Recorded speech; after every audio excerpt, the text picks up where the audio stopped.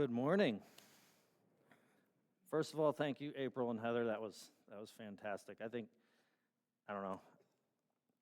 You guys asked me to do sermons, and I think it's time to soapbox it a little bit here. So I think whenever we have like live performances and solos, I just think it's fantastic, and I think we should just give them a round of applause first for.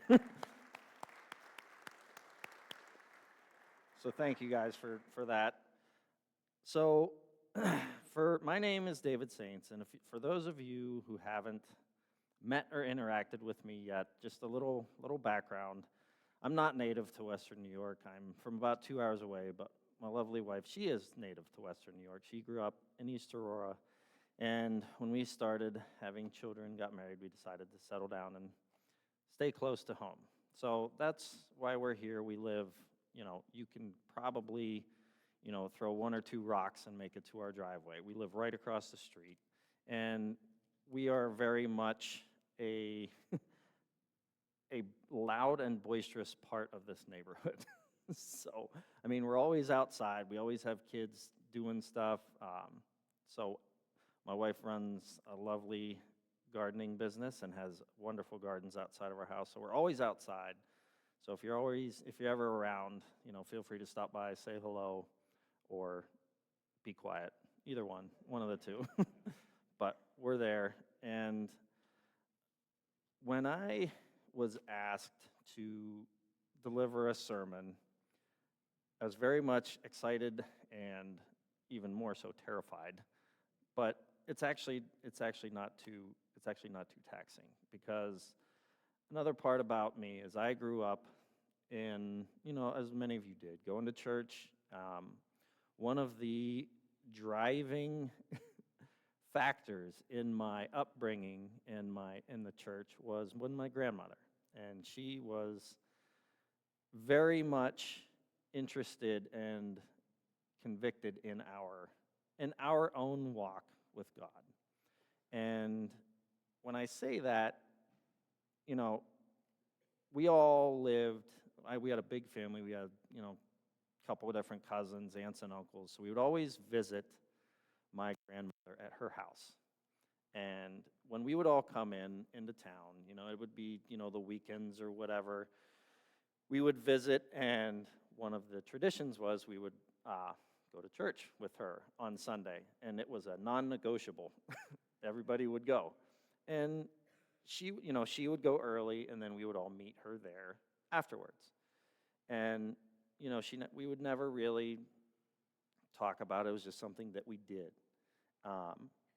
And, as we grew up and started, finding our own ways, our Christmas presents started turning into these Christian books. So I have a veritable wing of all of the Christian publications from the early 90s up until she passed away a few years ago. But it was this sort of interaction and interest in everyone's personal walk that my grandmother showed that kind of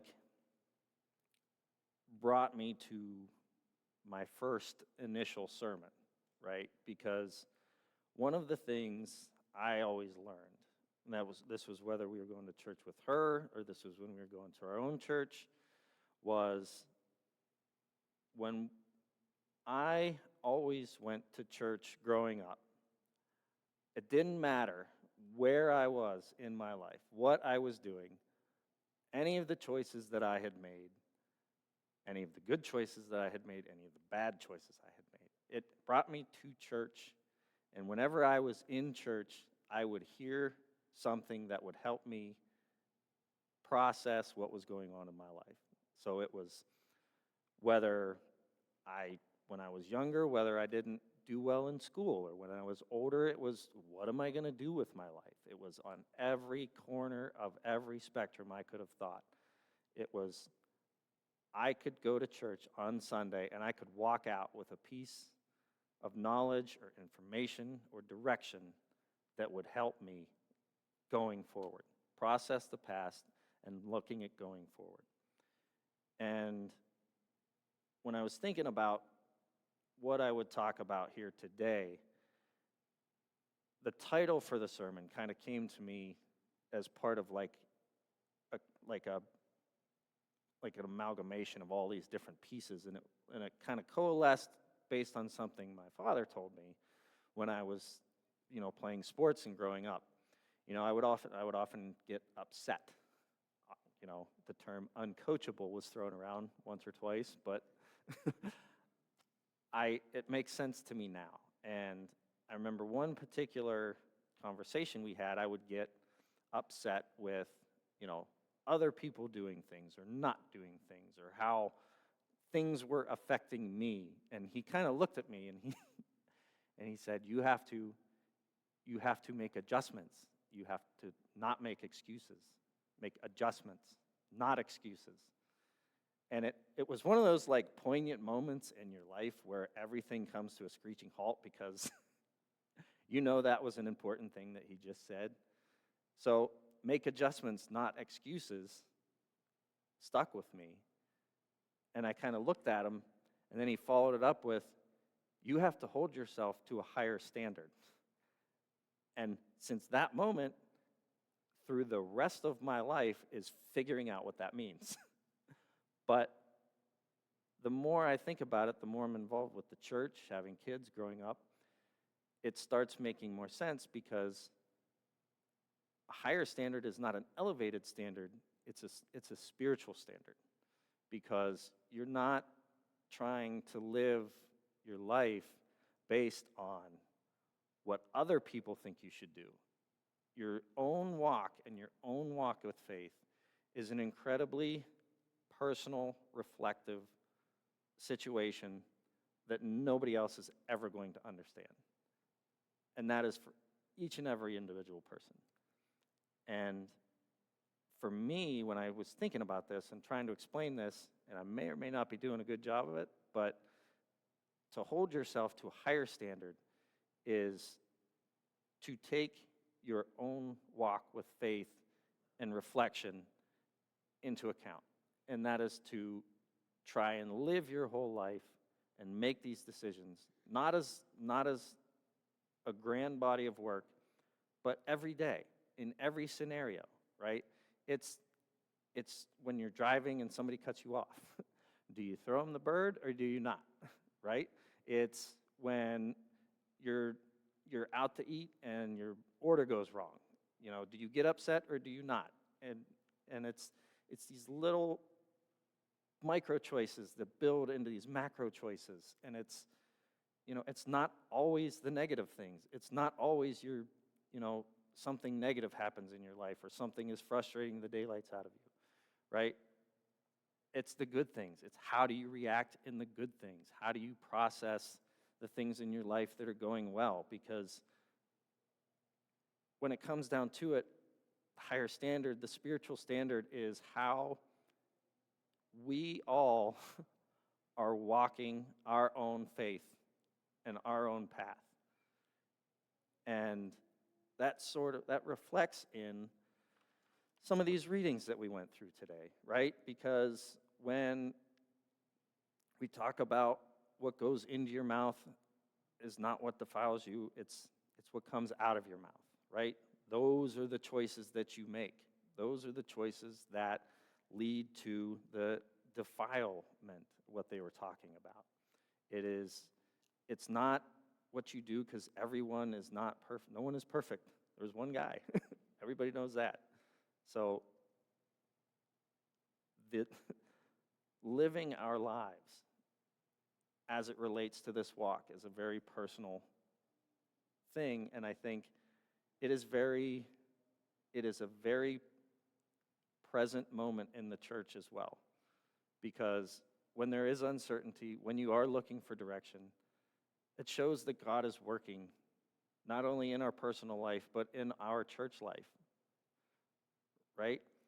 We have uncertainties that are in front of us, but that's not a bad thing. That's an opportunity for us to really reflect and to take positive steps, right? We're not trying to build this church out of nothing. This church is a strong church. The community is a strong community.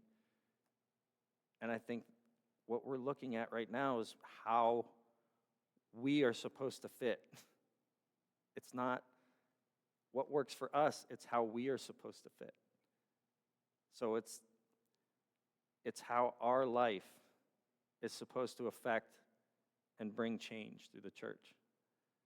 Because, it's real easy to read the news and go on social media and think, people are affecting this or people are acting this way.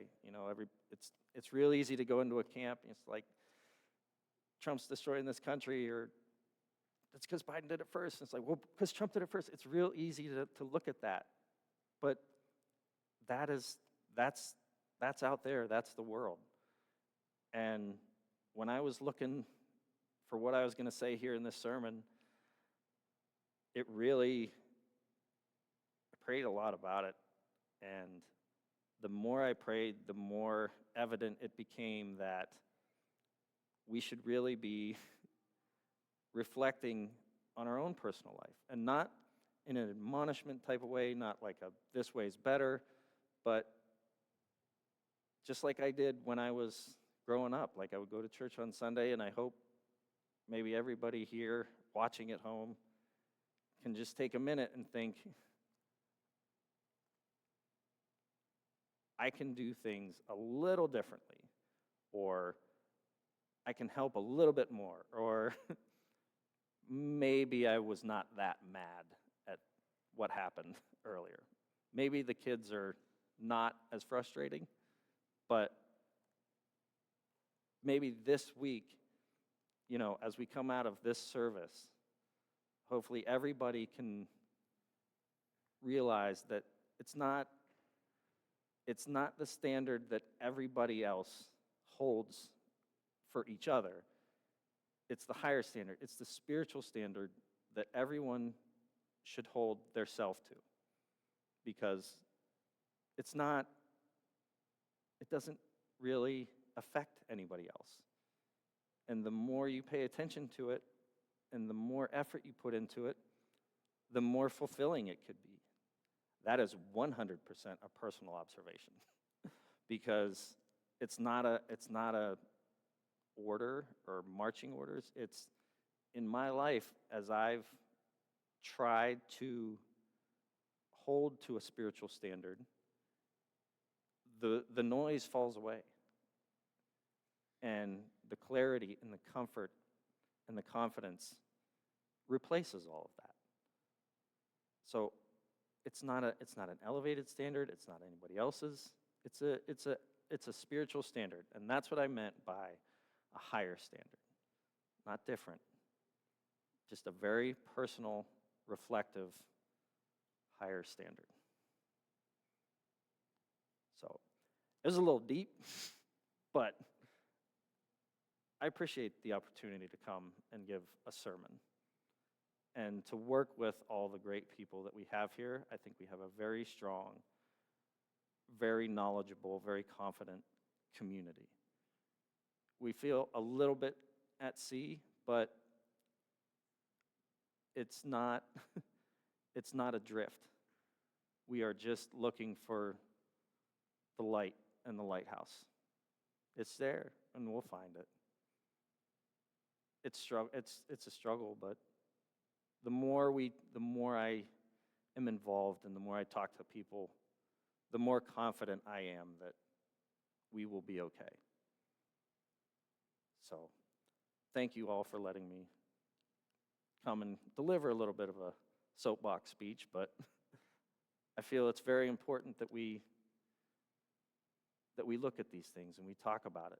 And the more communication we have and the more work we put into it, we'll be all right.